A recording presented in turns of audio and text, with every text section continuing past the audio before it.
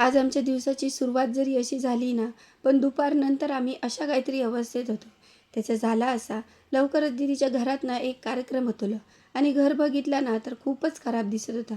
तर चला म्हटलं आपण घरात जास्त तर काय बदल करू शकत नाही, पण निदान घरात कलर तरी करू शकतो. मग काय गोलून आणि गोलूच्या काकान सगळा सामान आणून आमच्या घरात ठेवल्याने. गोलूच्या काकान कलर बनवून दिल्याने मी फक्त तो व्यवस्थित मिक्स करूचं काम करत होते.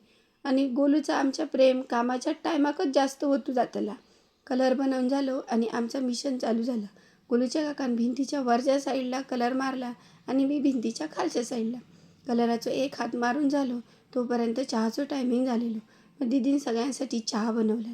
तोपर्यंत आमचे साहेब पण इलेले आणि त्यांनी येताना ना समोसे आणलेले. आणि माका एक सांगा, एक घास समोशाचं आणि एक घोट चहाचं असा कोण कोण खाता? बहुतेक ना ही सवय कोकणातल्या माणसांचीच आहे. असो, जास्त टाईमपास न करता आम्ही पुन्हा कलर काम सुरू केलं. गोलूच्या काकाक वरच्या साईडची धार बांधूक जमत नव्हती, त्याच्यामुळे ता काम माझ्या हातात दिला. ह्या कामाचा बाळकडू आम्ही पाचही भावंडांनी लहानपणापासूनच पिला. आज फक्त ना बेडरूमलाच कलर मारून पूर्ण केला आणि त्याच्यानंतर आम्ही सगळी साफसफाई सुरू केली. कलरचे डाग ना स्क्रबरने घासून घासून स्वच्छ केले. आणि दीदी बघा व्हिडिओ चालू हा आणि मध्ये मध्ये फुगडी कसा घालता आता. हे सगळं आवरता रात्रीचे 12 वाजले होते.